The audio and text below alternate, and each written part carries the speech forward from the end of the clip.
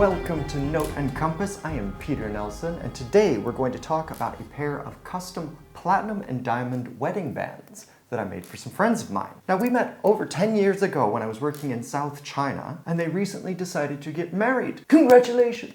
And it was my honor to make their wedding bands. So I did this while I was finishing up my program at New Approach this past year. So we started out the conversation with, "Hey, Peter, we're getting married soon, can you make us our wedding bands?" And my answer is, of course, yes. Now was the perfect time. And they knew from the beginning that they wanted a white metal, but that was basically it. So they were thinking, should we go for silver? And then while we both mulled that over for a moment, the reality is that platinum has a much longer lifetime than most silver jewelry. Now sure, you can do whatever you want. I actually do know friends that have silver wedding bands, and I have no issue with that. But the lifetime of the piece of jewelry, especially if it is being worn daily, is going to be significantly shorter than platinum bands. Now, I am a huge advocate of leveling up jewelry. I think it's actually a very recent thing in history where the wedding band is the same wedding band that was from the time of marriage. Many couples will actually upgrade their wedding rings as they hit anniversaries or other significant periods of life. So do whatever you want. But if you want to start out with something that's going to be more durable, then perhaps it's better to start with platinum if you're going for a white metal.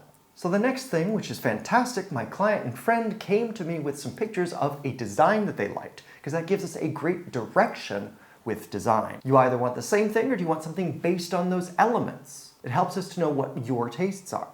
Your preferences and my preferences may be quite different, but we can adapt and find something that is better than the sum of the wholes. It's multiplication, not just addition. So we took that initial picture, I talked through some of the elements that we could add to make it a little bit different and unique to them. And in this case, that included setting some diamonds into the design as well as doing engraving on both rings that coordinated his and her bands. And those additions make it unique in a way that most jewelry shops won't actually be able to do, which is more fun for me and better value for them. So a brief aside on silver versus platinum. I like both. But one of the scientific basic truths about silver is that it's about half as dense as platinum. Let's say that you have a centimeter cube of each metal. The cube of silver is going to feel about half the weight of the cube of platinum. And because of that difference of density, there's a couple of differences that you're going to experience while creating the ring and also how the ring wears. That is to say, degrades over time. The silver rings that I've got here, every time I wipe it on a piece of paper, the paper wipes off a very small layer of silver. If I go climbing a brick wall or something like that, the abrasives in the stone are going to go and wear off the jewelry even faster as well. The rate of wear on platinum is going to be much slower because of the density of the metal. There's more metal there. And that also shows up when you go to file, which we'll talk about in a moment. So the designs that my client chose were basically a sculpted waveform. Now, you could do this in computer-aided design, a computer rendering program. Some programs are better at doing organic lines than others, but I'm not really into the computer thing. And even if you get the basic form there, you still have to finish and polish it, which is still difficult. You need to understand how the process works using abrasives and polishing compounds, which is something that we learned about at New Approach. So once we decided on that ring design, we took an initial deposit to cover materials, and then we started work. Instead of doing this completely handmade and melting down platinum for the start, we actually started with a ring blank. These are made on a lathe, and because of the way they are manufactured, they are a lot more compact than melting down metal on your own. So one of my viewers in a previous video asked, what is the value of handmade? If I do 100% handmade everything, is it that much better? How do I justify the additional price? And in this situation, because I started with a pre-made component and then sculpted it, this is not a completely handmade project according to the definition.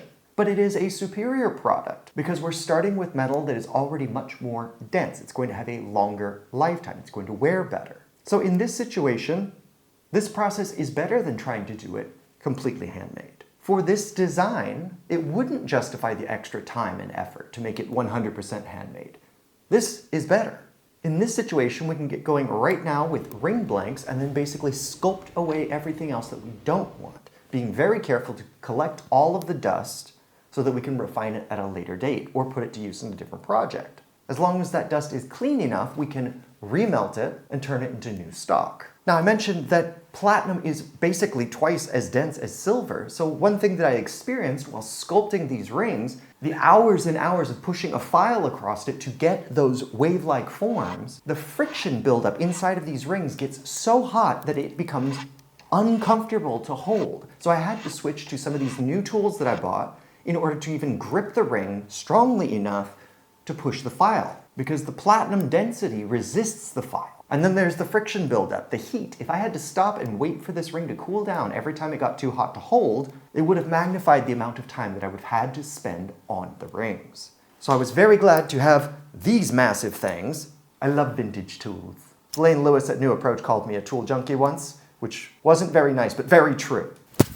So after I got the shape of these waveforms sculpted out, then I had to go through many steps of refining that sculpting, using progressively finer and finer abrasives, things like sandpaper. Once you get through the sandpaper to a high enough level, then you can move on to different types of polishing compounds. Now platinum, one reason that many jewelers do not like platinum is because you have to take those abrasives up to a much higher level before you start polishing with polishing compounds. It's not like silver and gold where you can just use some aggressive polishing compounds and it will take out the scratches. In platinum, if you don't get it to a high enough finish before you start using polishing compounds, those scratches will still be there. You'll have a shiny finish on all of these other places and these gaping scars everywhere else. So you have to be thorough. In fact, when I did the star ruby ring, the jeweler that I was working with to do that project said, I spent 4 hours polishing this thing. As I've mentioned before, many Thai goldsmiths are incredibly experienced with gold and silver, but they don't have as much experience with platinum.